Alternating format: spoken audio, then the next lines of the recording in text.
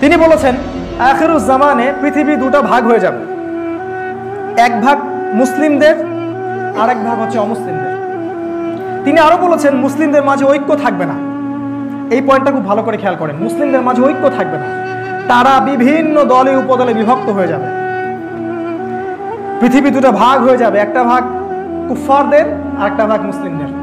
তিনি বলেছেন যখন পৃথিবী এভাবে ভাগ হয়ে যাবে তখন কুফফারদের দ্বারা মুসলিমরা নির্যাতিত হবে। তারা তোমাদেরকে এমনভাবে আক্রমণ করবে যেমন করে অনেকগুলা ক্ষুধার্ত মানুষ একটা দস্তরখানার মধ্যে গোগ্রসে খাবার খেতে থাকে। হাউমাউ করে মানুষ যখন খাবার খায় ঠিক এরকম করে তারা তোমাদের রক্তপাত ঘটাবে মুসলিমদের। সাহাবীরা প্রশ্ন করছেন, ইয়া রাসূলুল্লাহ, তখন কি আমরা সংখ্যায় কম হব? তিনি বলছেন, না, তোমরা সংখ্যায় কম হবে না, বরং তোমরা হবে আবর্জনার মতো। তিনি আবর্জনা শব্দটা ইউজ করেছেন, আমাকে ক্ষমা করবে, এই কথাটা আমি বলিনি। তিনি বলেছেন, আপনার নবী বলেছেন, আমরা হব আবর্জনার মতো। তোমরা গরুর রশি ধরে ব্যস্ত থাকবে এবং আল্লাহর পথের কষ্ট, শ্রম, জিহাদ, দাওয়াত ছেড়ে দিবে। এজন্য তোমাদের এই অবস্থা হবে। কিন্তু এই অবস্থা দীর্ঘস্থায়ী হবে না, এটাই সুখবর। এই অবস্থা দীর্ঘস্থায়ী হবে না। যখন জুলুমের জয় জয়কার থাকবে ঠিক তখনই আরবে নেতৃত্ব নিয়ে একটা টোনদোল সৃষ্টি হবে। এটা ভালো করে বোঝার চেষ্টা, এই অংশটাকে ভালো করে বোঝার চেষ্টা করেন। আরবে নেতৃত্বের একটা টোনদোল হবে, নেতৃত্ব নিয়ে একটা ঝগড়া হবে আরবের মধ্যে, এটা হতে যাচ্ছে সামনে। রাসূল সাল্লাল্লাহু আলাইহি ওয়াসাল্লাম বলেছেন, যখন এই নেতৃত্বে ঝগড়া হবে মানুষ সত্যিকারের নেতা খুঁজে পাবে না, আমির খুঁজে পাবে না। ঠিক তখনই মদিনা থেকে একজন মানুষ মক্কায় আসবেন। মদিনা থেকে একজন মানুষ মক্কায় আসবেন, তার নাম হবে আমার নামে, তার পিতার নাম হবে আমার পিতার নামে, তার মায়ের নাম হবে আমার মায়ের নামে।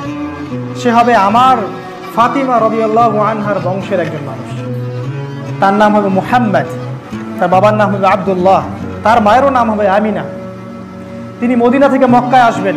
কি জন্য আসবেন? তিনি নেতৃত্ব চাবেন না, নেতৃত্ব অ্যাভয়েড করতে চাবেন, এই ভয়ে পালিয়ে আসবেন।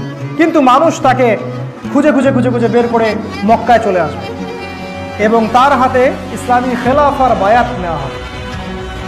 এটা কোনো রাজতন্ত্রের বায়াত হবে না, ইসলামী খেলাফার বায়াত হবে।